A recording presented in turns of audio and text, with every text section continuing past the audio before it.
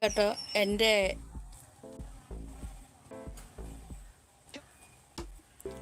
Joseph മയിരെ നീ പൊക്കോ. നിനക്ക് എന്തെങ്കിലും കഴിവുണ്ടോ? ഇല്ലല്ലോ. നിനക്കിങ്ങനെ എഴുതിയിടാനുള്ള കഴിവല്ലേ ഉള്ളൂ, തിന്നാനും തൂറാനും മാത്രമുള്ള കഴിവല്ലേ ഉള്ളൂ.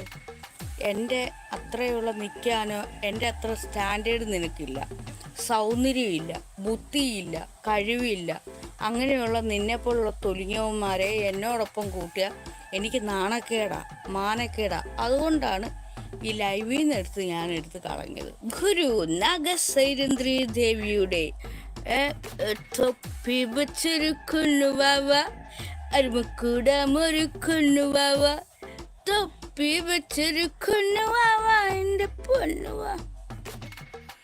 നക്കി തിന്നാൻ നല്ലുപ്പില്ലാത്ത ഇവൾക്ക് ഒരു കുഞ്ഞു തുകയെങ്കിലും തന്നൂടെ?